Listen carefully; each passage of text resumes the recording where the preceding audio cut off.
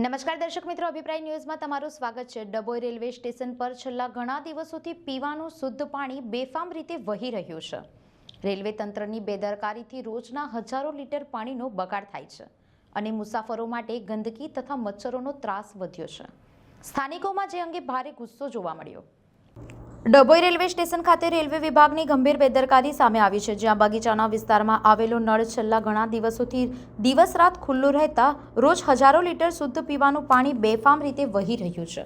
આ પાણી સ્ટેશનના પાર્કિંગ અને કમ્પાઉન્ડ વિસ્તારમાં જમા થતા ગાઢ લીલ, દુર્ગંધ અને લપસવાના બનાવો સર્જાઈ રહ્યા છે। પાણી ભરાવાના કારણે સમગ્ર વિસ્તાર મચ્છરોના ઉછેર કેન્દ્રમાં ફેરવાઈ ગયો છે, જે મુસાફરો અને સ્ટાફ માટે ડેન્ગ્યુ, મલેરિયા જેવા રોગચાળાને ખતરો વધારી રહ્યો છે। એક તરફ સ્ટેશનના આધુનિકીકરણની કામગીરી ચાલી રહી છે, ત્યારે બીજી તરફ આવી પ્રાથમિક બેદરકારી લોકોમાં સવાલો ઊભા કરી રહી છે।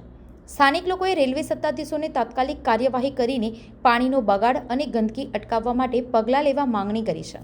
ડભોઈથી સંવાદદાતા સાથે અભિપ્રાય ન્યૂઝ, વડોદરા। વધુ સમાચાર જોવા માટે અમારી યુટ્યુબ ચેનલને સબસ્ક્રાઇબ કરો અને જોડાયેલા રહો ફેસબુક, ઇન્સ્ટાગ્રામ અને ટ્વિટર પર।